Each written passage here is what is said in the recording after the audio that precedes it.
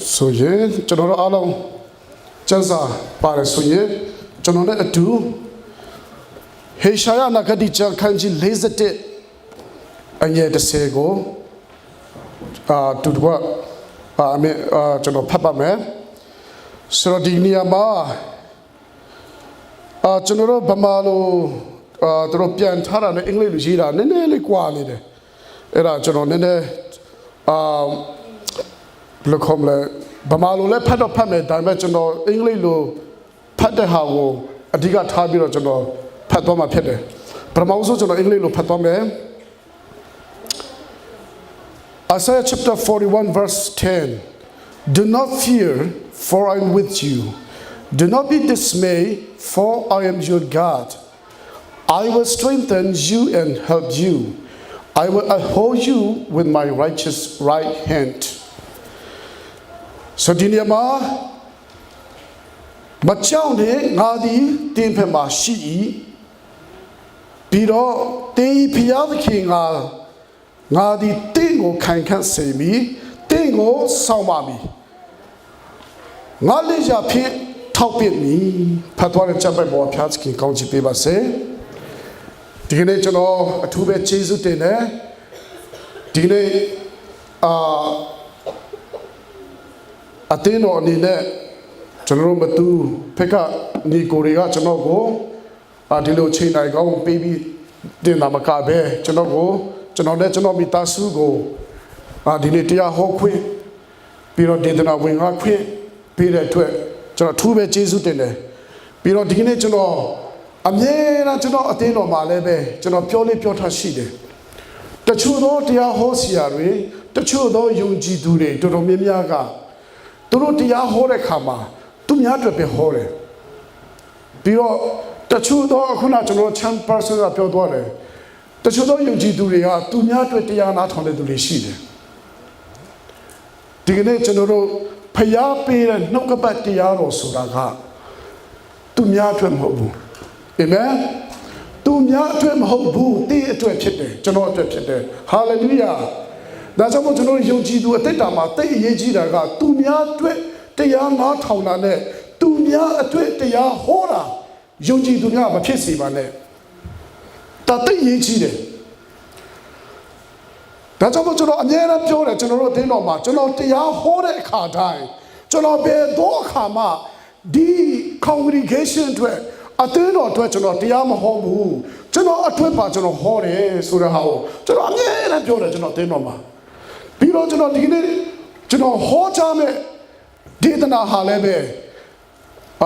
လာမောင်းများစွာကျွန်တော်အချိန်ပေးပြီးတော့ study ကောင်းကောင်းလုပ်ပြီးတော့ကျွန်တော်ပြင်ဆင်ထားတဲ့ဘယ်လိုခေါ်မလဲ sermon လေးဖြစ်တယ်ဒါကြောင့်မို့ကျွန်တော်ရဲ့ဒီနေ့ sermon ကျွန်တော်ရဲ့ဒီဘယ်လိုခေါ်မလဲဝင်ငှချင်တဲ့ခေါင်းစဉ်လေးကအင်္ဂလိပ်လို living free from fear living free from fear ဆိုလိုရင်းတဲ့ဘက်ကကြောက်ရွံ့ခြင်းမှလွတ်မြောက်သောအတ္တကျွန်တော်ပြန်ပြောမယ်နော်ဒီနေ့ကျွန်တော်တရားကောင်းစဉ်ကကြောက်ရွံ့ခြင်းမှလွတ်မြောက်သောအတ္တတေချာမထားမှာကြောက်ရွံ့ခြင်းမှလွတ်မြောက်သောအတ္တဖြစ်တယ်ဒီကနေ့ယုံကြည်သူပဲဖြစ်ဖြစ်မယုံကြည်သူပဲဖြစ်ဖြစ်လောကမှာနေတော်သူလူပန်းလျင်လူတိုင်းကကြောက်ချင်းတရားကနေမှဘယ်သူမှလွတ်မြောက်တာမရှိဘူးဒီကြောက်ချင်းတရားရှိလို့ယနေ့ကျွန်တော်တို့ Facebook မှာအမြဲတမ်းတွေ့နေရတာနော်အမြဲတမ်းတွေ့နေရကိုတတ်သိချင်းဒါမျိုးတွေနောက်ပြီးတော့အာဓမပြုခြင်းတာသူများပစ္စည်းခိုးတာသူများအသက်ကိုတတ်တာဟုတ်တယ်နော်အများကြီးမကောင်းတဲ့ဒုစရိုက်တွေဘာဖြစ်လို့ရှင်လဲအဲ့ဒါတွေဖြစ်တာလဲဒီချပ်တဲ့စဉ်းစားရအောင်ဒီမကောင်းတဲ့အရာတွေဘာဖြစ်လို့ဒီလောကမှာပြည့်ရက်နေရတာလဲတချို့သောအထက်ပညာရှင်တွေကဘာပြောလို့ဆိုတော့ဒီအရာတွေအားလုံးဟာတဲ့မကောင်းတဲ့မိစ္ဆာကြောင့်ဖြစ်မယ်လို့သူတို့ပြောကြတယ် တချို့တော့ပညာတတ်တွေကဘာပြောလဲဆိုတော့ဒီအရာတွေအားလုံးဟာတဲ့သူတို့ပညာမတတ်လို့ဖြစ်မယ်လို့ပြောတယ်ဒါပေမဲ့ကျွန်တော်ပြောမယ်နှုတ်ကပတ်တရားတော်နဲ့အညီဒီနေ့ကျွန်တော်ပြောချင်တာကဒီအရာတွေအားလုံးဟာဘာဖြစ်လို့ယနေ့ဒီအရာတွေကြုံတွေ့ရတယ်ဆိုရင်ကြောက်ချင်းတရားကြောင့်ဖြစ်တယ်ကြောက်တတ်တဲ့နှလုံးသားကြောက်တတ်တဲ့အသစ်တာကြောင့်မို့ယနေ့ကျွန်တော်တို့အချင်းချင်းလည်းပဲကွဲပြားတာဖြစ်တယ်ကြောက်တတ်တဲ့တရားကြောင့်မို့ယနေ့ကျွန်တော်တို့မဖြစ်ထိုက်တာတွေဖြစ်နေတာဖြစ်တယ်အဲ့ဒါဆိုရင်ကျွန်တော်ဒီကြောက်တတ်တဲ့တရားဟာဘယ်ကနေစတာလဲကျွန်တော်စဉ်းစားရပါမယ်ယနေ့ကျွန်တော်ရှင်းရှင်းလင်းလင်းပြောမယ်ဆိုရင်မကြောက်တတ်တဲ့လူတရားမှမရှိဘူးကျွန်တော်ကအစနော်ရှင်းရှင်းပြောရရင်မကြောက်ဘူးဆိုရင်အလုံးမလို့ပဲနေကြည့်ပါလားတတိရှိတယ်ဆိုမှအလုံးမလို့ပဲနေကြည့်ပါလားလမ်းဘေးရောက်သွားမှာနော်မကြောက်ဘူးဆိုပြီးတော့ကိုစိတ်တလို့လမ်းမပေါ်မှာကောင်းမောင်းကြည့်ပါလားရဲရဖမ်းပြီးတော့ကျွန်တော်တို့ဘယ်လိုခေါ်မလဲထောင်ထဲမှာနေရမှာဖြစ်တယ်ဒါကြောင့်မို့ကြောက်လို့ယနေ့ကျွန်တော်တို့တွေကအစိုးရရဲ့လက်အောက်မှာပြပြမပြေတော့နေရတယ်ကြောက်လို့ယနေ့ကျွန်တော်တို့အလုံးလုံးနေတာဖြစ်တယ်မဟုတ်ဘူးလားကြောက်တက်လို့ယနေ့ကျွန်တော်တို့ပတ်စံရှာနေတာမဟုတ်ဘူးလားမိသားစုအတွက်စိုးရိမ်လို့ကြောက်လို့တခုခုဖြစ်မှာဆိုပြီးတော့ကျွန်တော်ကြောက်နေတက်တာမဟုတ်ဘူးလားကျွန်တော်တို့ကြောက်လို့ကျွန်တော်တို့လူမျိုးတွေကိုယ်ကာဖို့ရနဲ့ဖယားအတူပါရှိဖို့ရအတွက်ဆိုပြီးတော့အသေးတော့ထောင်တာမဟုတ်ဘူးလားကျွန်တော်တို့တချို့တွေကပြောတယ်ကျွန်တော်တို့အသေးတော့ထောင်နေဆိုတာကဖယားရဲ့ဘုန်းတော်ထင်ရှားဖို့ဘာညာကွိကွာပြောနေတာဘာမှမဟုတ်ဘူးအသေးတော့ထောင်တာရှင်းရှင်းလင်းလင်းပြောရရင်တော့ဖယားဘုန်းတော်ဆိုတာကပထမတော့ဟုတ်ကောင်းဟုတ်နိုင်မယ်အဓိကအချက်ကတော့ကိုယ်လူမျိုးကိုယ်အတိုင်းဝိုင်းကိုယ်နဲ့ဆက်ဆိုင်တဲ့ယုံကြည်သူအားလုံးအတူတူကမိုက်တာရဖဲဖို့ရတယ်ဘေးဒုက္ခမရောက်အောင်မာနရဲ့သွေးဆောင်ခြင်းကနေမှလွတ်မြောက်အောင်ဒီအရာတွေကိုကြောက်လို့ကျွန်တော်တို့ကကွဲကားနေတာအဲ့ဒါကြောင့်ကြောက်ခြင်းတရားကနေလွတ်မြောက်တဲ့အတ္တကယုံကြည်သူအတွက်တည်ရကြီးတယ်ဒါကြောင့်ဒီကနေ့ကျွန်တော်စံစာbackground နဲ့ပြောမယ်Isaiah စာအုပ်နဲ့ပတ်သက်ပြီးတော့ကျွန်တော်ချမ်းစာတော့ကျွန်တော်ပြောပြမယ်တခုကျွန်တော်မကြိုက်တာတော်တော်မိုးတယ်ဘယ်လိုခေါ်မလဲတချို့တော့ယုံကြည်သူတွေချမ်းစာဖတ်တဲ့အခါမှာတဘောကမစိုးရိမ်နဲ့ထောက်ရဖျားသည်တင်းနဲ့အတူရှိထရောက်ဖျားသည်တင်းနဲ့အတူရှိထင်ငုံငုံနဲ့ချမ်းစာဖတ်တာမျိုးလဲကျွန်တော်ယုံကြည်သူတွေသိထားပါချမ်းစာတော့မကောင်းမဖတ်တဲ့ခရိယာတွေအများကြီးရှိတယ်ပြီးတော့တချို့တော့ဘယ်လိုခေါ်မလဲယုံကြည်သူတွေကစံစာကိုတပိုက်ကိုဖတ်ဖို့ရတဲ့9မိနစ်လောက်ကြာတဲ့လူတွေရှိတယ်စံစာဖတ်တဲ့ခါမှာခုနကကျွန်တော်ဖတ်တယ်လို့ထင်ငုံငုံမရှိရဘူးဖြူဖြောင်းဖြစ်နေဖြစ်နေအလွတ်ရတော့ပိုကောင်းတယ်ဘာလို့ဆိုတော့ကျွန်တော်ဒီဟာတွေဘာလို့ပြောလဲဆိုတော့ကျွန်တော်တို့ယုံကြည်သူဖြစ်တာနှစ်ပေါင်းမနေတော့ဘူးယနေ့ဒီစံစာတော့မှဖြောင်းမဖတ်တတ်ဘူးအဲ့ဒါမျိုးခရိယာလို့ပြောတာရှစ်ဖို့တော့ကောင်းတယ်ခါဒီကျန်နောက်ပြီးတော့ဒီနေ့အဲ့ဒါတွေကကျွန်တော်ပြောချင်လို့အဓိကပြောချင်တာမဟုတ်ဒီနေ့ဟေရှာယကျမ်းအခုအခန်းကြီးကျွန်တော်ဖတ်တဲ့40မရောက်ခင်မှာ40မှာအဲ့ဒါဟေရှာယ prophet နဲ့ပတ်သက်ပြီးတော့ကျွန်တော်နည်းနည်းပြောမယ်ကျမ်းစာဖခင်ကကျွန်တော်ကိုနောက်နှစ်တွေမှာအချိန်ပေးမယ်ဆိုရင်ကျွန်တော်ပြင်ဆင်ထားတယ်ကျွန်တော်အသင်းတော်တင်မကဘူးဒီနေ့ Solid City မှာရှိတဲ့အသင်းထောက်လူကြီးတွေအသင်းလူကြီးတွေကိုကျွန်တော် training ပေးချင်တယ်အင်္ဂလိပ်လို introduction to the Bible ဆိုတာကျမ်းစာရဲ့အခြေခံ object ဆိုတာဘာလဲအဲ့ဒါကိုကျွန်တော်နည်းနည်းသင်ပေးချင်တယ်တချို့ကဟိုတခါကျွန်တော်အသင်းတော်မှာဆရာတယောက်လာတော့သူကဘာပြောလဲဆိုတော့ကဲမင်းတို့အောင်ဖြေချဆန်းခရိယာနေယုံကြည်သူတွေပြောပြီးတော့ကျမ်းစာအုပ်ဘယ်နှအုပ်ရှိလဲလို့မေးတဲ့အခါမှာတချို့သိအောင်သိကြအောင်အဲ့ဒါမျိုးခရစ်ယာန်လို့ပြောတယ်နော်အသင်းတော်လူကြီးတွေကျမ်းစာအုပ်ဘယ်နှအုပ်ရှိလဲဆိုတော့မသိဘူးရှစ်ဖို့ကောင်းတယ်နော်အဲ့ဒါတယောက်ကရောင်ရမ်းပြီးတော့66ဆိုတော့ပန်သွားတော့ဗောအဲ့ဒါဆိုတော့ဓမ္မဟောင်းကဘယ်လောက်လဲလို့မေးတယ် တော့ဘူးမထာဓမ္မဟော39ဓမ္မတကန်29တချို့ရှိသေးတယ်ကျွန်တော်ရက်ကွထမှာခလေးတယောက်ကဘာဖြစ်လဲဆိုတော့ဆီယာမကဟိုဘောဘယ်လိုခေါ်မလဲ Genesis, Exodus, Leviticus, Number, Deuteronomy အဲ့ဒါ Joshua ဘာသာအတင်ပေးသွားတယ်ပြီးတော့ Matthew, Mark, John, Rome အဲ့ဒါကိုလို့တော့ဓမ္မတဲ့ဓမ္မဟောင်းခွဲခြားပြီးတင်ပေးတာတင်ပေးတော့ကလေးတယောက်ကအိမ်ငိုက်နေတာအိမ်ငိုက်နေတော့ဆရာမစိတ်ဆိုးပြီးတော့ကဲ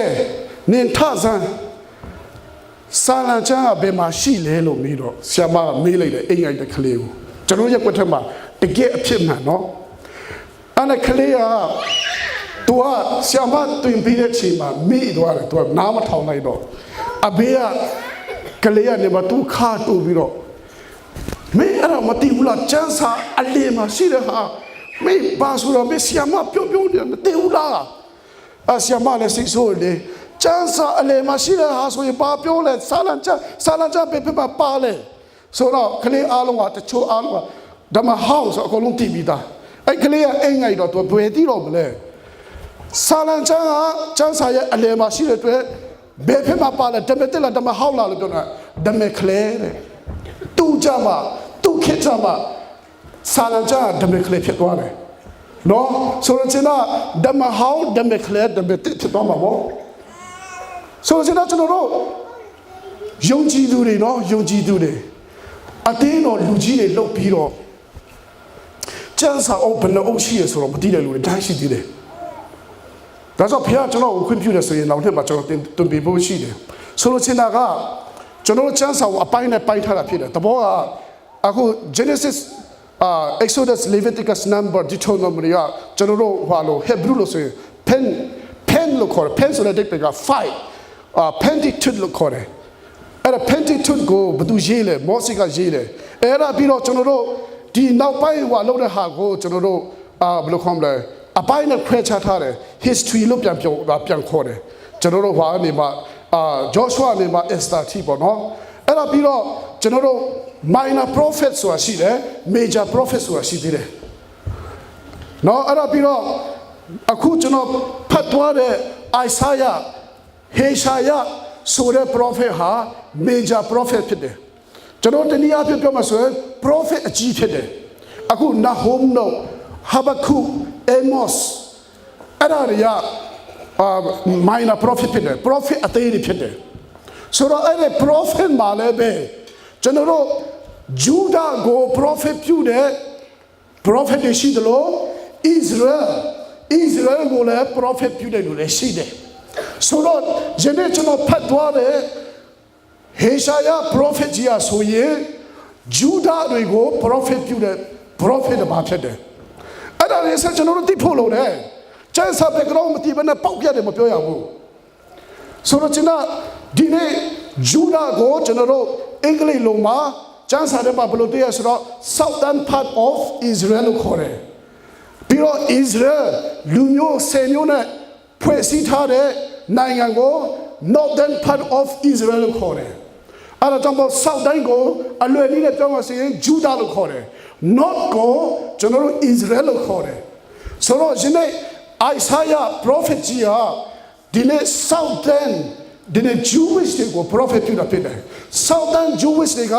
ဘယ်လူမျိုးတွေဖြစ်လဲ Benjamin နဲ့ Judah ပေါင်းစပ်ထားတဲ့လူမျိုးနှမျိုးရဲ့ကိုးစားပြုတဲ့နိုင်ငံဖြစ်တယ်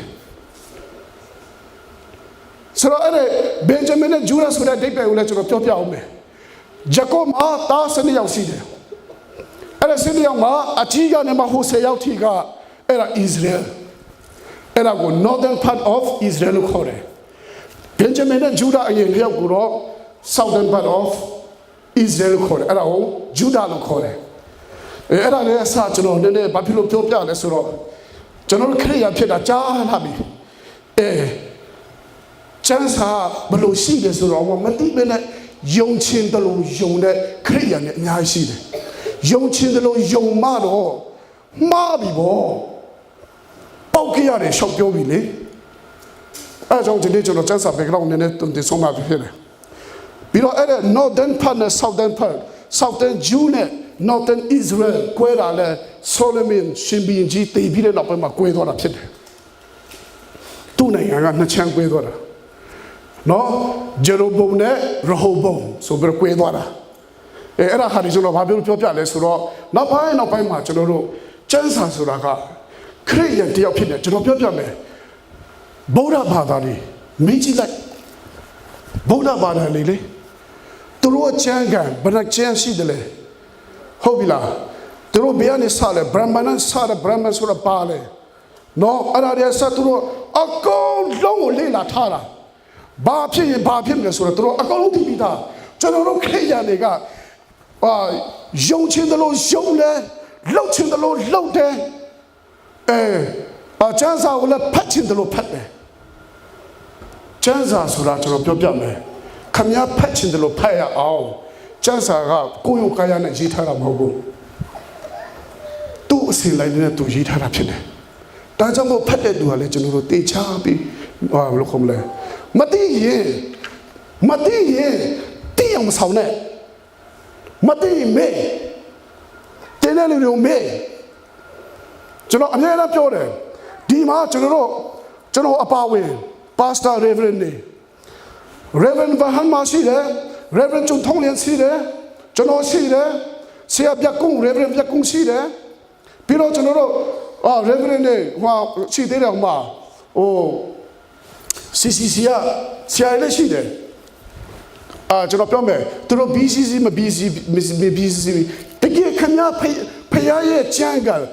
မ်းစာကိုတကယ်လေ့လာတင်ယူခြင်းလို့ဆိုမေးပါအာနာမနေနဲ့အာနိုင်ခမပဲရှုံးတယ်တည်တယ်လည်းဘာမှမရှိတော့လည်းမဟုတ်ပဲလေအဲ့တော့ကျွန်တော်ပြောမယ်တည်တယ်လို့မနေနဲ့မတည်ဘူးဆိုမတည်ရမေးတချို့ကခရစ်ယာန်ဖြစ်တာကြားလာပြီပြောလိုက်တော့ကျွန်တော်မြန်မာနိုင်ငံခရစ်ယာန်ဖြစ်တာနှစ်ပေါင်း100ကျော်ပြီတဲ့ကျမ်းစာဘယ်နှအုပ်ရှိရဆိုတော့မသိတဲ့လူတွေရှစ်ဖို့ခေါ်တယ်အဲ့ဒါကြောင့်ကျွန်တော်ပြောချင်တာဒီနေ့ဟေရှာယဆိုတဲ့ prophet ကြီးอ่ะဆိုရင် southern part of Israel Jewish တွေကို prophet ပြုတဲ့ prophet ကြီးတစ်ပါးဖြစ်တယ်ဆိုတော့အခန်းကြီး40ရောက်တဲ့အခါမှာ prophet ဟေရှာယကနေမှာနှစ်ပေါင်း90နီးပါးအောင်Babylon empires ရှင်ဘုရင်ကြီးဖြစ်တဲ့နေဗုခဒ်နေဇာရဲ့ကျွန်းဘဝမှာရှိနေတဲ့ချိန်မှာလွတ်မြောက်ခြင်းမရတဲ့အချိန်မှာစိတ်ကျဉ်ကျပ်တဲ့အချိန်မှာ prophet ကြီးဖြစ်တဲ့ဟေရှာယကနေပြီးတော့အဲ့ဒီလူမျိုးတွေစီကိုတွားပြီးတော့သူဘာပြောတယ်လဲဆိုရင်နားထောင်ကြမကြခင်မှာနေပေါင်း90တည်တာနဲ့ငါတို့ Jewish လူမျိုးတွေအားလုံးကိုဖခင်ကလွတ်မြောက်ခြင်းပေးမယ်နောက်ပြီးတော့အဲ့ဒါအခန်းကြီး40ထဲရောက်တဲ့အခါမှာမကြောက်ကြနဲ့ဖခင်ကိုအားကိုးကြပါဆိုပြီးတော့အခန်းကြီး40ထိမှာဖခင်အားကိုးနီးအားကိုးပုံကိုတင်ပြတာဖြစ်တယ်အဲ့ဒါနဲ့အခန်းကြီး40ရောက်တဲ့အခါမှာနှစ်ပေါင်း90နေဗုခဒ်နေဇာမင်းကြီးလက်အောက်ကနေလွတ်မြောက်ဆဲချိန်လေးမှာ prophet ဟေရှာယကနေဘာပြောလဲဆိုတော့လူတွေကြားထဲမှာအခန်းကြီး40ရောက်တဲ့အခါမှာ Jewish လူမျိုးတွေက Israel လူမျိုးတွေကဘာဖြစ်လဲဆိုတော့သူတို့ကျွန်းဘဝကနေလွတ်မြောက်ရေးတိုင်းပြည်ကိုပြန်တဲ့အခါမှာဂျေရုရှလင်မြို့ကိုပြန်တဲ့အခါမှာငါတို့ဘာလုပ်ပြီးတော့ဘာစားမလဲဘာတွေငါတို့လုပ်ပေးမလဲဘာတွေလုပ်ကြမလဲဖယားကဟောငါတို့ကိုကယ်ပါမလားကြောက်ကြတယ်ဟုတ်တယ်နော်ဒီချမ်းသာတော့သူတို့ကြောက်တဲ့စိတ်နဲ့ကြည်ရနေပြီဘာပြောလို့ဆိုတော့သူတို့ဘဝဟာနှစ်ပေါင်း90ထိတိတိုင်အောင်နေဗုခဒ်နေဇာမင်းကြီးရဲ့နှစ်ပေါင်း90ကြိုးခံနေရတဲ့အချိန်မှာလွတ်မြောက်ရင်ရောငါတို့ကဘာနလန်ထူနိုင်မှာမဟုတ်လို့လေဆိုပြီးတော့ကြောက်နေတဲ့အချိန်မှာဖခင်ရဲ့နှုတ်ကပတ်တော်ဟာဟေရှာယအားဖြင့်အမိန့်တော်ရှိတယ်ဟာလေလုယာမကြောက်နဲ့တင်နှုတ်နဲ့တူငါအတူရှိမယ်လွတ်မြောက်တာတော့မှသူတို့မယုံသေးဘူး နေပေါင်း90ပြီးလွတ်မြောက်မယ်ဆိုတဲ့ဖခင်ရဲ့ဂတိတော်မှသူတို့မယုံဘူးဒါပေမဲ့ဖခင်ကသူ့စကားကိုအမြဲတမ်းတည်တဲ့ဖခင်ဖြစ်တယ်ဟာလေလုယာဘယ်လိုတည်စေလဲ BC 900နဲ့မှ30ခုမထားတော့ဘုထမှာ BC 900နဲ့30ခုမှာ Prophet Hosea Prophet ပြုတဲ့ဟာတကယ်ပဲဖြစ်လာတယ်လွတ်မြောက်လာတယ်ဘာသူအဖြစ်လွတ်မြောက်လာတယ်လဲ Medo Persian Empire ရဲ့ဘုရင်တစ်ပါးဖြစ်တဲ့ King Cyrus အဖြစ်သူတို့ဟာလွတ်မြောက်ခြင်းရတယ်မှတ်ထား BC 939 Medo Persian ဘုရင်ကြီးနာမည်က Cyrus အဲ့ဒီအချိန်မှာလွတ်မြောက်ခြင်းရတယ်ဟာလေလုယာလွတ်မြောက်ခြင်းရတယ်အဲ့ဒါကြောင့်မို့ဒီနေ့ empire အကြောင်းနဲ့လည်းကျွန်တော်အားပြောတာတင်စရာတွေအများကြီးရှိတယ်နည်းနည်းအထူးချုံပြောပြမယ်ဘာလို့လဲဟိုကျွန်တော်တို့နာဂဆရာနာဂကျွန်တော်လည်းတင်ပြပူပါတယ်မှတ်မိအောင်မလားမသိဘူးကျွန်တော်ပြန်ပြီး review ပြန်လုပ်မယ်ဒီကဘာကြီးကို empire ငါးစစ်ကနေမှကျွန်တော်တို့အုပ်စိုးခဲ့တာဖြစ်တယ်ပထမအုပ်စိုး empire ကဘာလဲဆိုရင် Babylon empire ဖြစ်တယ် okay ပြီးတော့ဒုတိယက Middle Persian တတိယက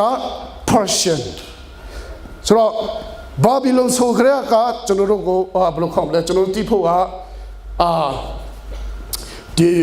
Babylon empire ဆိုတော့ Babylon ရဲ့ပတ်သက်ပြီးတော့ Babylon တွေစတာ Middle Persian ဆိုတာက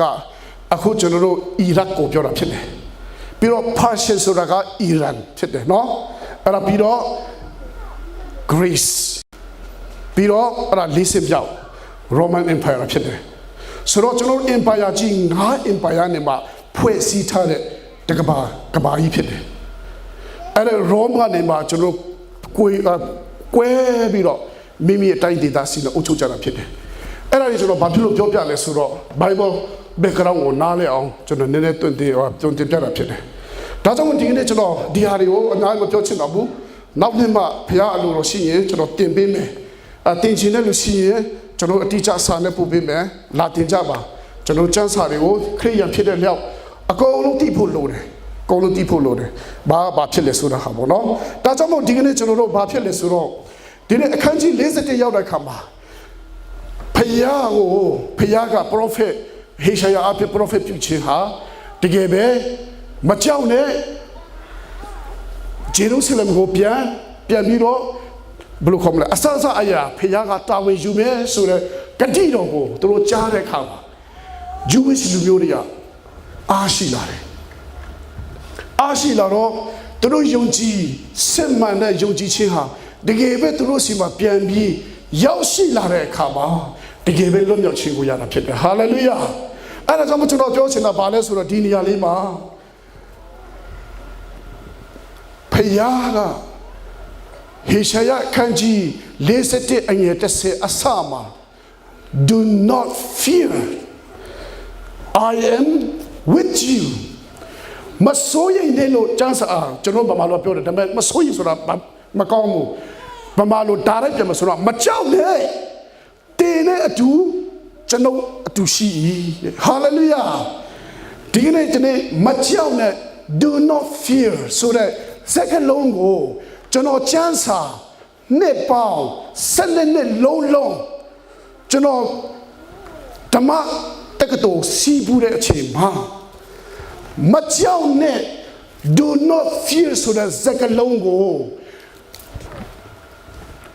ကဘာဦးကျမ်းနေမှာဗျာဒိတ်ကျမ်းထိ365ချိန်တန်ကိုကျွန်တော်တွေ့တယ်ဟာလေလုယာအဲ့ဒါဆိုလို့အတိတ်ကတနစ်မှာရပောင်း365ရရှိတယ်ဟုတ်တော့365ရှိတဲ့အလျောက်ကျမ်းစာထဲမှာမကြောက်နဲ့လို့ပြောတဲ့စကားလုံးဖယားစီကလာတဲ့စကားလုံးကျမ်းစာထဲမှာ365ချိန်ထိရှိတယ်အာမင် ဒါကြောင့်မို့ဒီကနေ့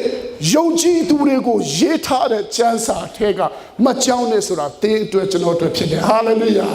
ဒီနေ့ဘုရားကကျွန်တော်တို့ကိုဖန်ဆင်းတာလောကမှာထားတာကကြောက်ဖို့မဟုတ်ဘူးဟာလေလုယာကြောက်ဖို့မဟုတ်ဘူးဒါပေမဲ့ကျွန်တော်တို့ခရိယာတွေကခက်တာကြောက်ရမယ့်သူကိုမကြောက်ဘဲနဲ့မကြောက်ရမယ့်သူကိုကျွန်တော်ကြောက်တယ်ကျမ်းစာထဲမှာကျွန်တော်တို့ဖတ်ရအောင်ခဏလေးမကြောက်ရမယ့်သူကိုမကြောက်နဲ့ကြောက်ရမယ့်သူကိုကြောက်ဆိုတဲ့စကားလုံးလေးကဘယ်မှာပြည့်စုံလဲဆိုရင်ရှမသာခရစ်ဝင်ခန်းကြီး30တယောက်ကကျွန်တော်ဖတ်ပေးပါရှမသာခရစ်ဝင်ခန်းကြီး30 again the session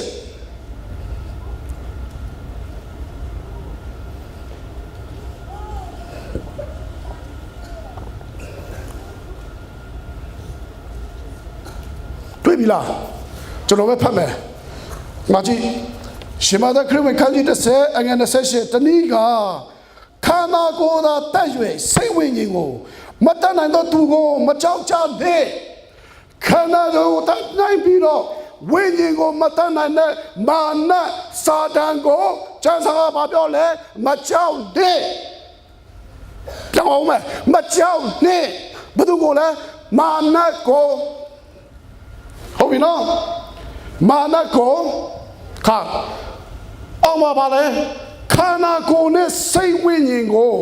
ငရဲ၌ဖြစ်စည်းနိုင်သောသူကိုငရဲ၌ဖြစ်စည်းနိုင်သောသူကိုဘာလို့လဲဖယားသခင်ဖြစ်တယ်ဟာလေလုယာခန္ဓာနဲ့ဝိညာဉ်ကိုငရဲ၌ဖြစ်စည်းနိုင်သောသူကိုတာ၍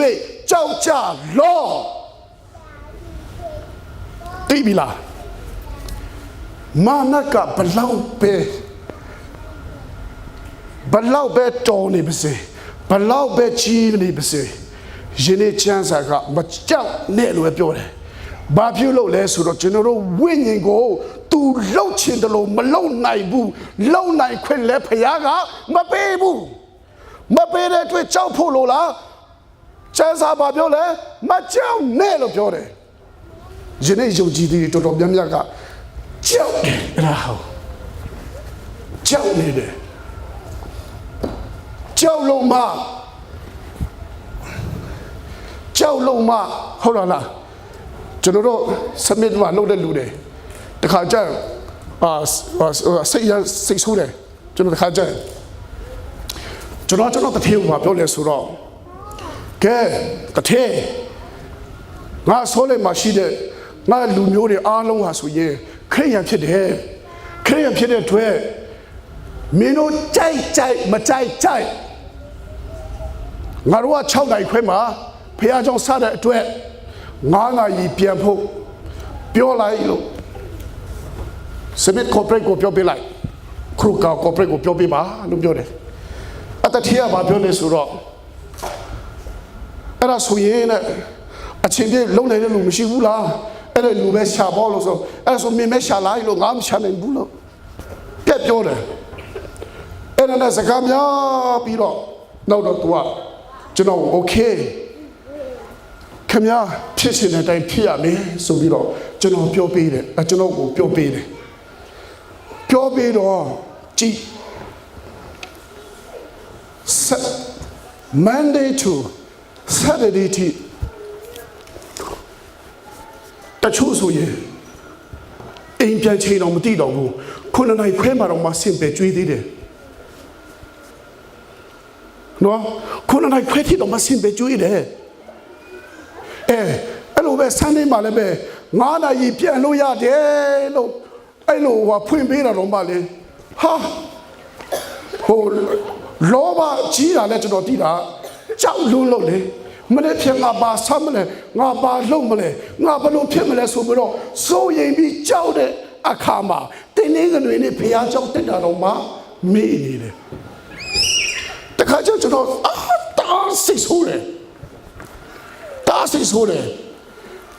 စဉ်းစားတယ်လေငါတတိပြောပြီးတော့ငါပြန်သိရင်ကောင်းမလားဆိုပြီးလို့လေစဉ်းစားတယ်နော် ကျွန်တော်ဖခင်ကအသုံးပြုလို့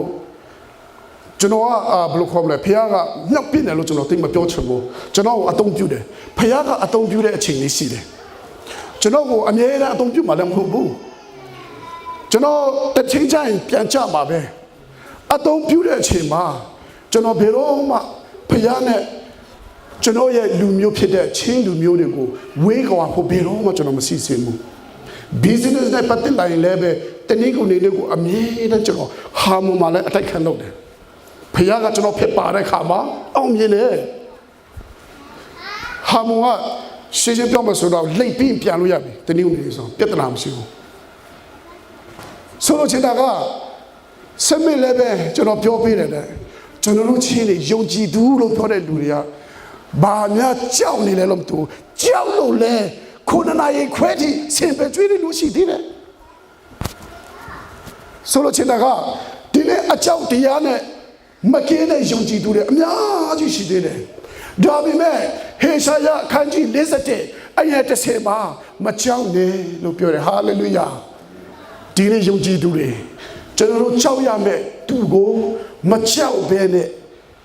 မကြောက်ရမယ်သူကိုကြတော့ကြောက်နေကြတယ်ကျမ်းစာထဲမှာခရစ်တော်ကဘာပြောလဲငါသည်ဒီလောကကိုအောင်ပြီဟာလေလုယာလောကကပြဿနာလောကရဲ့စာဝင်နေခြင်းလောကရဲ့အတိုက်ခံအလုံးဟာခရစ်တော်ကအောင်မိသားဖြစ်တယ်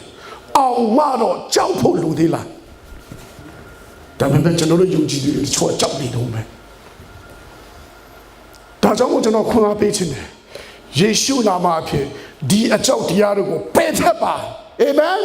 ယနေ့ကစပြီးတော့ငါဒီလောကကိုအောင်ပြီးတော့ဖခင်ကိုကိုးကွယ်လိုက်စမ်းပါတင်ထဲမှာထားလိုက်စမ်းပါရှင်မသက်ခရစ်ဝင်ခန်းကြီး28မှာခန္ဓာကိုယ်ပဲတတ်နိုင်တဲ့လူကိုမကြောက်ကြနဲ့တဲ့ဒါပေမဲ့ခန္ဓာနဲ့ဝိညာဉ်ကိုငရဲတိပို့ဆောင်နိုင်တဲ့ဖခင်ကိုကြောက်ပါဟာလေလုယာဒါကြောင့်မို့ယုံကြည်သူတွေကိုကြိုက်တော့လို့မယုံကြည်ကြပါနဲ့ကျမ်းစာတိုက်ယုံပါဖခင်ကိုခင်ဗျားထင်တယ်လို့မှတ်တယ်လို့တချို့ကကျွန်တော်လုံးဝမကြိုက်တဲ့အရာတခုပြောအောင်မယ်ဘာလဲဆိုရင်ကျွန်တော်တို့ယုံကြည်သူတချို့ကကျွန်တော်ဘယ်လိုခေါ်မလဲကြွားတာလည်းဖြစ်သွားလည်းမကောင်းဘူးဓမ္မကိုကျွန်တော်ဓမ္မတက္ကသိုလ်ကျမ်းစာကျောင်းကိုနှစ်ပေါင်းမနည်းဘူးကျွန်တော်တက်ခဲ့တယ်တက်ခဲ့တဲ့ခါမှာကျွန်တော်ဒီကဘာဦးချမ်းနေမှာဗျာဒိတ်ထီကိုအချိန်ပေါင်းမနည်းတော့ဘူးဖတ်အများကြီးကျွန်တော်လေ့လာခဲ့တယ်လေ့လာခဲ့တဲ့အချိန်မှာကျွန်တော်ဘာပြောထားရှိလဲဆိုတော့တချို့ကယုံကြည်သူလို့ပြောပြီးတော့သူတို့ယုံကြည်တဲ့ပုံစံကဘယ်လိုဖြစ်နေလဲဆိုတော့သူတို့ယုံကြည်တဲ့ doctrine နော်ဩဝါဒလို့ပြောမှာပေါ့အဲ့ဒါ doctrine လေးကိုယူပြီးတော့ကျမ်းစာတစ်ပိုက်ကိုထောက်ခံခိုင်းတာတဘောပေါက်လားကျွန်တော်ပြောချင်တာကိုယုံကြည်တဲ့အရာလေးကိုလေကင်ထားပြီးတော့ကျမ်းစာတစ်ပိုက်နဲ့အခု Jehovah's Witness တွေပုံစံမျိုးပေါ့အကင်ပေါက်တာနော်ဟိုလေအခုမော်မန်တွေလည်းဒူလိုပဲကျမ်းစာအားလုံးကိုတို့မယုံဘူးမယုံလို့မှမော်မန်စာအုပ်တော်မှာတို့ရှိနေသေးတယ်ယုံကြည်တဲ့အရာလေးကိုတို့ကင်ပြီးတော့ကျမ်းစာတစ်ပိုက်ကိုအတင်းဟွာလောက်ခဏဘာနဲ့တူလဲဆိုတော့ကျွန်တော်တို့ယုံကြည်တဲ့တစ်ခုနှစ်ခုလေးကိုဖခင်ကိုထောက်ခိုက်ခိုင်းတဲ့တူပဲကျမ်းစာက66ရှိတယ်တဘာဦးကျမ်းတွေမှာဗျာဒိတ်ကျမ်းထီရှိတဲ့အရာအားလုံးကိုယုံဖို့ယုံကြည်သူတွေကိုတိုက်တွန်းနေတယ်နေ့စဉ်နေ့ပြယုံကြည်သူတွေကကျွန်တော်တို့ယုံကြည်တဲ့အရာလေးကိုပဲယူပြီးတော့ကျမ်းစာကိုဖခင်ကိုထောက်ခံခိုင်းနေတယ်အဲ့ဒါတားမှားတယ်မာလို့လေဒီနေ့ထိမတိုးတက်တာလေမာလို့လေဒီနေ့ထိဖခင်သူတို့မတုံးနေတာလေမာလို့လေဒီနေ့ထိဖခင်သူတို့မချီးမြှောက်ဘူးလေယုံချင်းတိုင်းယုံနေတာလေတတိထားကြပါ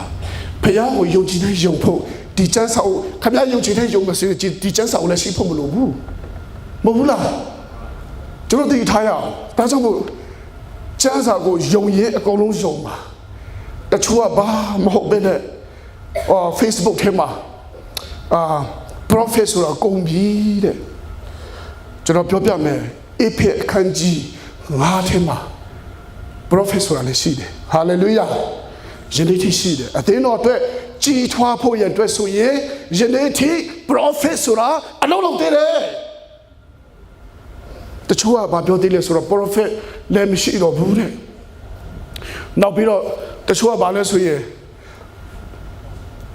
တားတော့ခမဲတော့တိုက်ရှင်တော့ဝိညာဉ်တော့ဆိုတာမရှိဘူးတဲ့အခု Facebook မှာချင်းနေတယ်မှာအရန်ခက်စားနေတယ်ဒီလိုလူတွေရှိလို့လည်းပဲဒီနေ့ကျွန်တော်ချင်းလူမျိုးတွေလည်းမတိုးတက်တာလည်းပြိုင်ပါတယ်ယုံကြည်မှုပိုင်းဆိုင်ရာမှာပေါ့နော်နောက်ပြီးတော့တချို့ရှိသေးတယ်ကဲတီချင်းကြပြီးရင်ပျောက်တာနဲ့မပျောက်တာရောဟာတက်ကုန်းစကားညင်းကြသေးတယ်အဲ့ဒါလည်းကျွန်တော်ပြောမယ်ကဲတီချင်းတွေပျောက်တာမပျောက်တာခင်ဗျားနဲ့ဘာမှမဆိုင်ဘူးခင်ဗျားကဲတင်ချင်းကိုခင်ဗျားလောက်တာလည်းမဟုတ်ဘူးခင်ဗျားစီလာတာလည်းမဟုတ်ဘူးကဲတင်ချင်းဆိုတာဖះစီလာတာနော်ကဲတင်ချင်းတာတကယ်တော့ရပြီးလို့ပျောက်ချေးတာဆိုတော့ကျွန်တော်တို့ကိုယ်ကွယ်တဲ့ဖះကပျောက်နေတဲ့ဖះဖြစ်နေလို့နေမှာပဲတမန်တော်ရှင်ပေါလုကြီးအေတီမျိုးသွားတဲ့ချိန်မှာနော်အေတီမျိုးကလူတွေပညာတတ်တွေဂရိလူမျိုးတွေကငါတို့ကိုယ်ကွယ်တဲ့ဖះကိုငါတို့မသိဘူးတဲ့အဲ့လိုပဲကဲတီချင်းပျောက်တယ်လို့လက်ခံတဲ့လူတွေကဖျားပျောက်ကိုကိုယ်ွယ်တဲ့လူတွေဖြစ်တယ်ဟာဂရိကလူတွေပဲတတိထားပါမသိရင်တီးတဲ့လူကိုတွားမေးအင်ဂျင်နီယာဆောင်မယ်ကျွန်တော်လည်းမေးလို့ရတယ်ဒါပေမဲ့ကျွန်တော်အကုန်လုံးဖြေမယ်လို့တော့မပြောဘူးအချိန်ယူမယ်ဖြေနေတဲ့ဟာဆိုဒါလည်းဖြေမယ်ဒါကြောင့်ကျွန်တော်ပြောချင်တာကဒီကနေ့ကျွန်တော်ဖျားကမကြောက်နဲ့လို့ပြောတဲ့အခါမှာကျွန်တော်တို့ယုံကြည်သူတွေထုသဖြင့်မကြောက်ရဘူးကြောက်ဖို့ကိုဘုရားကပြောထားတာကသူတပါးပဲဖြစ်တယ်ဟာလေလုယာတဲ့ရှင်တဲ့ဘုရားကျွန်တော်တို့ကိုဖန်ဆင်းတဲ့ဘုရားကိုကြောက်ဖို့ဘုရားကကျွန်တော်တို့အမိန့်တော်ရှိတယ်မကြောက်ရမယ့်သူကမာနဖြစ်တယ်ဟာလေလုယာမကြောက်ရမယ့်အရာကဒီလောကဖြစ်တယ်ဟာလေလုယာမကြောက်ရမယ့်သူကဒီနေ့ကျွန်တော်တို့စိုးရိမ်ပူပန်နေတဲ့အရာအားလုံးကိုမကြောက်ရဘူးလို့ပြောထားတာဖြစ်တယ်လောကနဲ့သက်ဆိုင်တဲ့အရာတွေဒါကြောင့်မို့ဒီနေ့ကျွန်တော်ပြောမယ်နောက်တစ်ခုဒီနေ့ကျွန်တော်တို့ကိုတတ်တည်တဲ့လူတွေအားလုံးရဲ့ background ကိုကြည့်လိုက်နော် Facebook မှာကြည့်လိုက်ပြီးတော့ကျွန်တော်ဟိုအမြဲတမ်းကြည့်တယ်သတင်းစာဟိုပေါ့ TV သတင်းစာတစ်ခုမှာအကုန်တိတည်ဆိုတဲ့ဟာမှာကြည့်လိုက်အဲ့မှာဆိုရင်တော့ကိုတက်တေးတာနဲ့ပြီးတော့သူများဆွဲကြိုးဖြုတ်ပြီးတော့ပြေးတာတော့အမျိုးရှိတယ်အဲ့ဒီလုံးတဲ့လူတွေကိုတက်တေးတဲ့လူတွေသူတစ်ပါးကိုထိခိုက်မျက်နှာစေတဲ့လူတွေအားလုံးကိုကျွန်တော်ကြည့်တဲ့အခါမှာစီးရဲလွန်းလို့ဖြစ်တာဖြစ်တယ်စီးရဲလွန်းတဲ့ခါကျတော့ဘာဖြစ်လာလဲစီးရဲချင်းရဲ့နောက်မှာအရှိမအောင်အနောက်မအောင်အလယ်မအောင်ပါရှိလဲကြောက်ရွံ့ခြင်းဆိုတာရှိလာတယ်ကြောက်တတ်တဲ့တရားဆိုတဲ့အရာကြီးကဖုံးလွှမ်းတဲ့ခါမှာမနေ့ပြန်ငါဘလို့အသိရှင်မလဲမနေ့ပြန်ငါဘာစားမလဲမနေ့ပြန်ငါဘာလုပ်မလဲဆိုပြီးတော့ကျွန်တော်ဒီနေ့ဖတ်ရတဲ့သတင်းစာတွေမှာတွေ့တဲ့ခါမှာသူတို့မနေ့ပြန်တဲ့ကိုရေမဆိုင်ရဲလို့ကိုတတ်တည်ကြတာဖြစ်တယ်သူများကိုထိခိုက်စေတာဖြစ်တယ်ဒါကြောင့်ကျွန်တော်ပြောမယ်ယုံကြည်သူတွေယနေ့တင်းပြဿနာတင်းရဲ့အခက်ခဲဘလောက်ပဲကြီးနေပါစေဒီကမ္ဘာလောကကြီးလောက်ပဲကြီးနေပါစေယနေ့တင်းကိုမကြောက်နဲ့လို့ပြောတဲ့ဖခင်ကဒီဟာတဲ့ပုံကြီးတယ်ဟာလေလုယာအားလုံးလည်းခုတရားအောင်ဟာလေလုယာဒီနေ့တင်းပြဿနာဘလောက်ပဲကြီးဒီလောကလောက်ပဲကြီးနေပါစေတင်ကိုွယ်တဲ့တင်ကိုရစ်ပေါင်းတစ်နေ့မှာ365ရက်တရက်မှမပြတ်အောင်မကြောက်နဲ့လို့ပြောတဲ့ဖခင်ကတာ၍ကြီးမြတ်တယ်ဟာလေလုယာမမေ့နဲ့တင်ပြတနာလောက်ကတော့ကျွန်တော်ပြတနာလောက်ကတော့ဖခင်ပြင်းသေးတယ်ကျွန်တော်ပြောပြမယ်ဒီဒေသနာဟောတဲ့ချိန်မှာကျွန်တော်ရဲ့အကြောင်းမပြောဘဲနဲ့ကျွန်တော်မနေနိုင်ဘူး အဲ့ဒါအမှန်တည်းပြောတာကြိုက်တဲ့ဟွာပဲတော့မေးလို့ရတယ်ကျွန်တော်လိမ်လည်းမလိမ်ဘူး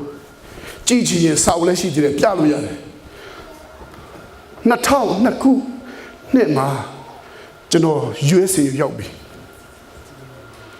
ရောက်တဲ့ချိန်မှာအတူချုံပြောမယ်ဆိုရင်ကိုစိတ်ချလုံးလို့တခုပြီးရင်ဘယ်လိုခေါ်မလဲတက်တော်တယ်ဆိုပြီးတော့ဘယ်လိုခေါ်မလဲ international ဟိုဖြစ်တဲ့အဖွဲ့အစည်းတစ်ခုဖြစ်တဲ့ YMCA ရဲ့နာမည်ကိုတုံးတဲ့အတွက်ကျွန်တော်ကိုအမေရိကန်အစိုးရကနေလာဝကကနေမှ2004ဩဂုတ်လ23ရက်နေ့မှာမောင်အုပ်ဆိုတဲ့လူကငါတို့ international YMCA ကိုနာမည်ပြစ်စေတဲ့အတွက်လာဝကနဲ့ပတ်သက်တဲ့ benefit ခံစားခွင့်အားလုံးကိုပိတ်တယ်ဆိုပြီးတော့တရားသူကြီး Judge Court Plain ကသူ့ရဲ့ဆုံးဖြတ်ချက်ထဲမှာရေးတယ်အဲ့ဒါနဲ့2004အောက်တိုဘာလ25မှာလာဝကရုံးချုပ်ကနေမှမောင်အုပ်ဟာအမေရိကကနေမှအချိန်မရွေးဖမ်းပြီးတော့မြန်မာနိုင်ငံတို့ပို့ပါဆိုပြီးတော့အမိန့်ရှိတယ်ဒီစာဝတ်ခုရှိတယ်နေစင်းနဲ့အများကျွန်တော်ဟာဆိုရင်ပြီးတော့ကျွန်တော်မိသားစုနဲ့နေရတယ်ကျွန်တော်ဘဝမှာဘယ်တော့မှကျွန်တော်မပြောဘူးဆိုရင်လည်းအတန်းလိုက်ဆုံးကျွန်တော်ရှေ့နေနော်အာရီဇိုနာမှာ2006မတ်လမှာလာဝကဥပဒေနဲ့ပတ်သက်ပြီးတော့ကျွန်တော်အေရှန်တယောက်ကလန်ဒန်အော့စဖ်မှာ PhD ထီတော့မှယူထားတဲ့အမျိုးသမီးလော်ယာရှေ့နေကတော့မှကျွန်တော်ကိုမင်းလုံးမနေတော့နဲ့တဲ့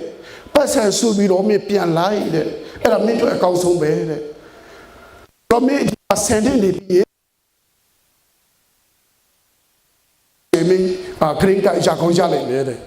အဲ့လိုမှမဟုတ်ဘူးဆိုတော့မင်းတို့တေးမထူးရှင်မထူးပဲကျွန်တော်ဝမ်းနေတယ်ဒါကြောင့်ကျွန်တော်ဘဝမှာ2019ထိပြီးခဲ့တဲ့နှစ်ထိမလုံခြုံဘူးကြောက်တဲ့တရားနဲ့ပြည့်ညတ်နေတယ်ပြည့်ညတ်နေတယ်ဒါပေမဲ့ဒီနေ့မှာကျွန်တော်ချမ်းစာကိုဖတ်တဲ့အခါမှာဟေရှာယခန်းကြီး41အငယ်30မကြောက်တဲ့တင်တဲ့အတူငါရှိတယ်ဆိုတဲ့ဖခင်ရဲ့နှုတ်ကပတ်တော်ကိုတေးသေးချာချာပိုင်းခြားတက်လာတဲ့အခါမှာကြောက်စိတ်ဆိုတာမရှိတော့ဘူးဟာလေလုယာယနေ့ကျွန်တော်ကိုပြစ်ဒဏ်ပေးတဲ့ကျွန်တော်ကို United States ကိုမနေနိုင်အောင်လုပ်တဲ့တရားသူကြီးထက်ဒီအမေရိကန်နိုင်ငံထက်ကြီးမြတ်တဲ့ဖခင်ကျွန်တော်မှာရှိတယ်ဟာလေလုယာရှိလို့ယနေ့ကျွန်တော်ခရင်ကရပြီအာမင်ခရင်ကရပြီကျွန်တော်ခမရတို့အတွက်ကတော့ခရင်ကရတာဘာမှမထူးဆန်းဘူးကျွန်တော်တော့တအားထူးဆန်းတယ်ဟာလေလုယာဖခင်ရဲ့ကောင်းမြတ်ခြင်းဖခင်ကကျွန်တော်ကိုငါသားဒီနေ့မှာ365ရက်လုံးတရက်မှမပြတ်အောင်ငါသားမအောင်မကြောက်နဲ့တင်းနဲ့တူငါရှိတယ်မကြောက်နဲ့တင်းနဲ့တူငါရှိတယ်ခွန်အားယူတဲ့အခါမှာကျွန်တော်ဆုတောင်းတယ်ဂျေရမယာခန်းကြီး33အငယ်3မှာငါ့ကိုခေါ်လို့ငါထူးနီတင်မတိနိုင်တဲ့အရာထိတိုင်အောင်ငါပြအောင်မည်ဟာလေလုယာဒီနေ့ထိုဖခင်ကိုတင်ခေါ်ကြည့်ပါတင်မတိနိုင်တဲ့အရာထိအောင်လမ်းပြပို့ဆောင်နိုင်တဲ့ဖခင်ဖြစ်တယ်ဟာလေလုယာဒီနေ့ကျွန်တော်ဝယ်ကြည့်ပါဘယ်သူမှမကြည့်နဲ့ကျွန်တော်ပဲကြည့်လိုက်လောကအနေနဲ့ဆိုရင်လုံးဝမဖြစ်နိုင်တဲ့ကျွန်တော်မောင်အုပ်ဟာဆိုရင် United States ကနေမှမောင်းထုတ်ခရပြီးသားလူက Yini Piaga, D. Nangante, Naga, Puchide, Sura Hapiara, you know, Gringa said net on my Peter. Half one talolo to them so. Dine, now like him, you know, Pia, your habita. Pia,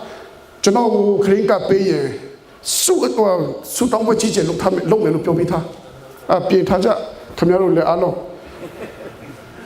A local lumba. A tito Belmo. Payachano for Comeda. Allow tea comeda to Nomatibu. Machao Nelo Pia Pioda Ha, Dine, that child that is Nomatibu to not a rotten man either. Amen. Koba. No? General Kriyan yet. Jansa Oma. General Kriyan yet. Payaya phone baga 3 tolo today. Toya Tonza Tong. Jeremiah, Jeremy and Akaticha, Akanji, Tonza Tong, and yet Tongo Papa. Genetic Pietanaga, Te Tindlo, Gigi Mama Pianoma, Te Pietanate, Gina de Piashi, so Tataloma minute. Did it Topia Koma? Topia got the Guni Keme. Tazamoto didn't know so in there. General Babiochi Lesro, didn't shout at the Ayago. General Jinsai beat you on one eye boy, a chit not chit, diligent of your man, and after on go to a pit, and then so your man. They did Sanato, they did Samataba. Namate, I told Tiago, General Jinsai and I put to Army and I put to it, Joel one I put to so ye, Babimela, Payago, Chiba, hallelujah, Payago, Chiba, Yesu go Chiba. Diana Patapito and young Japalai.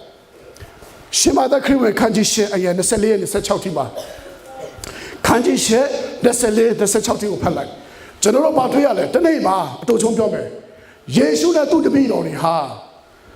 Galilee and you Petekama. Galalema, Lemon dying, Mon dying, Ye lying, Chi Jet Robo. Take Kailare. Yesu that do a bomba, do the beat on you. Throw see the label, take Kalare Kama. The big Origa, Josa in the law through Itimbo Mama, Josa through Lode, through Tete Pia, through Shida Kuane, a new Josare. Davime, Lemon Dine, Pele Langalima, Lumyauchi, Machine, Popo Solare. But I let the beat on here to Robian Triare come out. Oh, Harobinama, Guru Shini. Pemanero, Yeshua Beoni lays to light Sharekama, Yeshua Twitter to one note, Guro Kero Muba. Ah, Nekuro Babiole. Day de Joji Dumia, Sobiro, Ye Line, Lemon Nango, a main Pelade, Ye Guare. That don't know about Belgian rock. Digane. General Pietana, General Akekeri,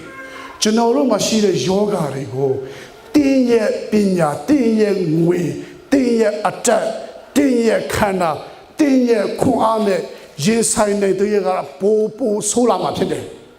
Adajamo, Dine, Diarigo, Joalwana in Poya Tweso ye, Crito go back Chiba, Crito go back, Copi like Kamba, Crito go back. In the Lodare Mataba. Almichine Yashima Pide. Hallelujah. Chow you in there. Aya all logo. Goroga Nisi Matide. Amen. Namaneche. Chow in Chitiago, General. Army and I put and Jolon, I put and so ye. Balo Yamale. So ye. Pia. Tengo Chide Pia. Timpima and Yena Shibisi. Amen. Joma Omara Sazo Kanji shit, and yet don't set Gemma. Toto Sudo, Guru di, Payadi, Tora Piadi, General Pena, Shile, Abe Tuga, Achanodo, Kukan, I mean. Solaya de Bega, Gina de Pia, Guruga, General Pemasi, Abe Tugama, General Naima Hobu, hallelujah.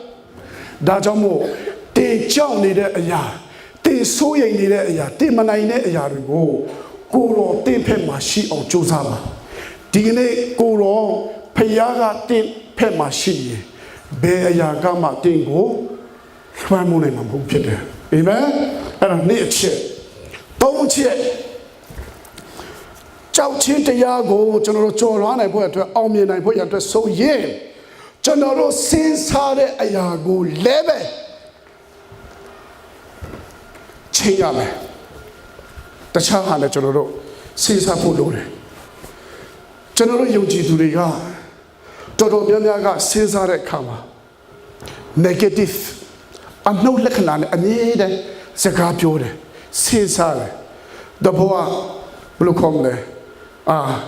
ဒီနေ့အစီမပြေဘူးဟာမနေ့ပြန်ဆိုတော့ဘယ်လိုလုပ်မလဲပုံဆိုးမှာပေါ့ဆိုပြီးတော့မနေ့ပြန်ဆိုတော့ဒါငါလှုပ်နေတာဖြစ်မယ်ဟာအဲ့ဒါဆိုတော့ဖြစ်တယ်ဒီလောက်ကုန်မှာဆိုတော့ဒီလောက်ကဘယ်လိုဖြစ်မယ်ငါအတွက်အစီမပြေဘူးငါမိသားစုကဘယ်လိုဖြစ်သွားနိုင်လဲ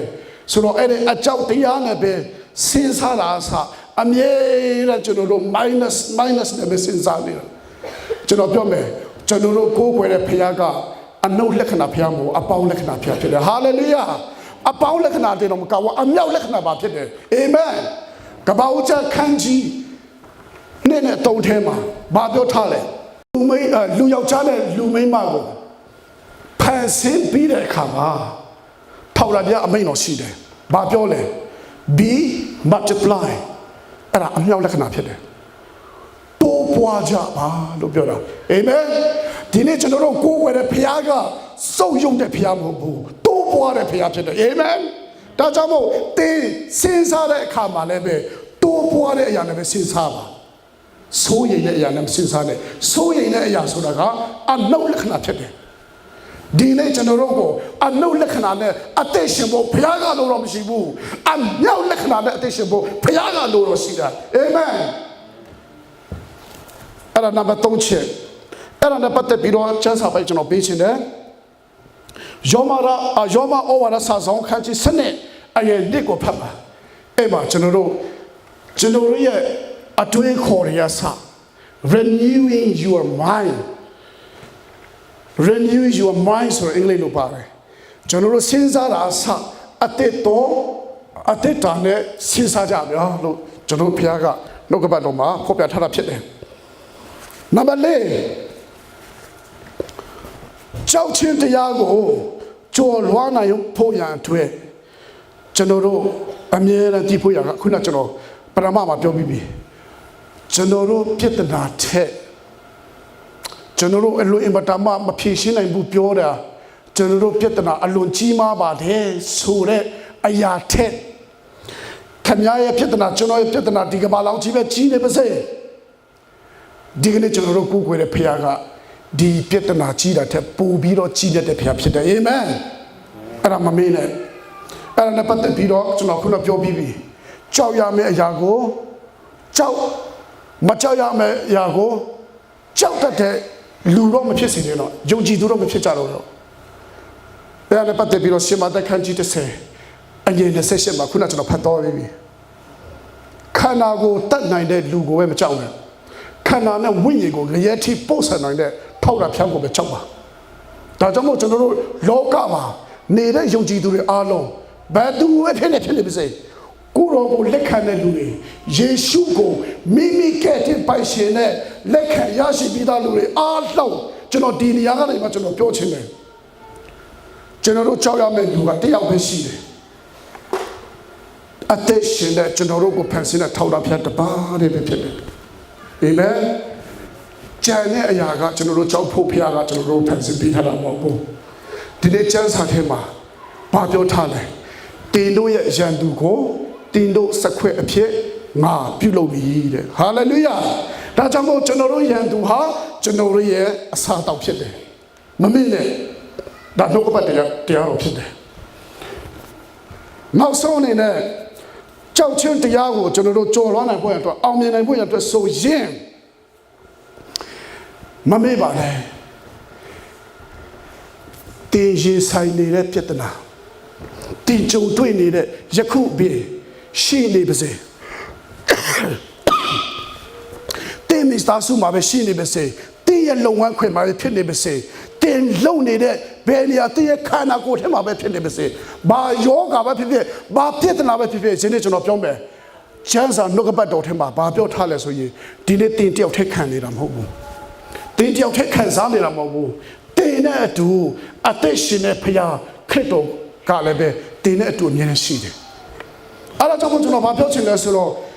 အသက်ရှင်တဲ့ဖခင်ကကျွန်တော်ထဲမှာရှိနေရင်တော့မှဒီနေ့ကျွန်တော်တို့စိုးရိမ်ခြင်းကြောက်တတ်ခြင်းပြဿနာယောဂမဖြေရှင်းနိုင်တဲ့အရာအလုံးဒုက္ခဆင်းရဲခြင်းအလုံးဟာဆိုရင်ကျွန်တော်တို့အထဲမှာကျွန်တော်နဲ့အတူရှိတဲ့ဖခင်အတွက်ဆိုရင်တော့အသေးလေးပဲဘာပြောလို့လဲဆိုတော့သူခရီးတော်ရှိတယ်ရှင်မသက်ခန်းကြီး28အငယ်20ဘာပြောထားလဲကျွန်တော်တို့ဖတ်ရအောင်ဒီနားလေးမှာတိတ်အရေးကြီးတယ်နောက်ဆုံးဆိုတော့ရှင်မသက်ခန်းဝိအခန်းကြီး28နောက်ဆုံး20မှာနားထောင်ကျွန်တော်ဖတ်မယ်ငါသည်တင်တို့အားပေးသမျှသောပညတ်တော်တို့ကိုစောင့်ရှောက်စေခြင်းကဆုံးမဩဝါဒပေးကြလို့ငါသည်လေကကဘာကုံတိတိုင်အောင်တင်တို့နဲ့အတူအစင်မပြတ်ရှိပြီဟုတပည့်တော်တို့အားမိန့်တော်မူ၏ဟာလေလုယာဒီနေ့ယုံကြည်သူအားလုံးကိုခရစ်တော်ကကကဘာကုံတိတိုင်အောင်ငါသည်တင်တို့နဲ့အတူရှိမည်အာမင်ခရစ်တော်ရှိမှတော့လောကကိုအောင်နိုင်တဲ့ဖခင်ကျွန်တော်တို့နဲ့အတူရှိမှတော့လောကကိုကြောက်ဖို့လိုသေးလားကြောက်နေတော့အဲ့ကြောက်တဲ့နေမှာခင်ဗျားပါတွားတည်လိုက်တော့ဒီနေ့တော့ကပတ်တော်ကပြောလဲကြောက်ဖို့မပြောဘူးသူနဲ့အတူပါရှိမှတော့ဘယ်အရာလာအောင်နေမယ်ဟာလေလုယာဘယ်ယောဂပဲလာနေပါစေခရစ်တော်ကျွန်တော်ထဲမှာရှိရင်တော့နိုင်မယ်ကြော်လွှမ်းနိုင်မယ်အောင်မြင်မယ်ဖြစ်နိုင်မယ်အာမင်ကြိုးစားပါဒီနေ့ကျွန်တော်တော့ကတော့ဒီနေ့အရာစီတိုင်းဝင်လာချင်တာဒီနေ့ဒီအချင်းငါချင်းလေးဖြစ်တယ်အဲ့ဒါကြောင့်ကျွန်တော်ဒီကိုချုပ်တဲ့အနေနဲ့ဘာပြောချင်လဲဆိုတော့နောက်ဆုံးအနေနဲ့တခွေးလေးတက်လုံးမမေ့အောင်ကျွန်တော်နောက်ဆုံးအရာစီတိုင်းယုံကြည်သူတွေမှာရှိတဲ့ဓမ္မမိတ်ဆွေအားလုံးကိုကျွန်တော်ပြောချင်တယ်ဒီနေ့တင်ခရစ်တော်ကိုစိတ်မချသေးရင်တောင်မှတကယ်လက်မခံသေးဘူးဆိုရင်လက်ခံနိုင်ကြိုးစားပါပြီးတော့ဒီနေ့တင်လက်ခံထားပြီးတဲ့ခရစ်တော်ဟာဆိုရင်တင်းရတဲ့ခရစ်တော်မဟုတ်ဘူးလောကကိုအောင်ပြီးတဲ့ခရစ်တော်ဖြစ်တယ်ဒါတည်းမကသေးဘူးတင်းရဲ့ပြဿနာဘလောက်ပဲကြီးနေပါစေတင်းခက်ခဲဒီကမ္ဘာလောက်ကြီးပဲဖြစ်နေပါစေဒီနေ့တင်းကိုချစ်တဲ့ဖခင်ကမကြောက်နဲ့ဆိုတာတနေ့မှာ365ရက်ရှိတဲ့ကဲတော့နေ့စဉ်နဲ့အမျှတင်းကိုဖခင်စကားပြောနေတယ်အာမင်မမေ့နဲ့ပြီးတော့တင်းရဲ့ပြဿနာတင်းရဲ့အခက်အခဲဒီကမ္ဘာလောက်ပဲကြီးနေပါစေတင်းကိုကိုယ်တဲ့ကျွန်တော်တို့ကိုချစ်တဲ့ဖခင်ကအဲ့ဒီပြဿနာထက်ပုံကြီးမြတ်တဲ့ဖခင်ဖြစ်တယ်အာမင်အဲ့ဒါဒီနေ့ကျွန်တော်အားလုံးကိုသိစေချင်တယ်ဒီနေ့ဝင်ခါတဲ့ဒေသနာပေါ်မှာအရာစီတိုင်းပေါ်မှာဖခင်သခင်ကောင်းချီးပေးပါစေ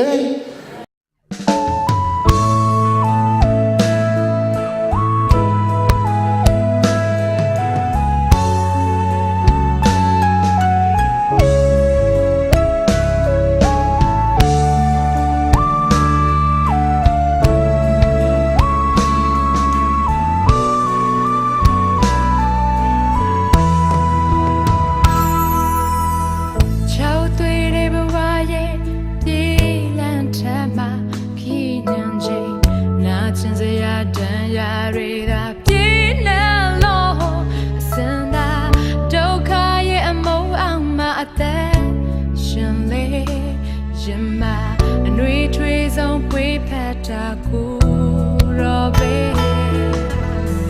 timid, a tweezum, ya.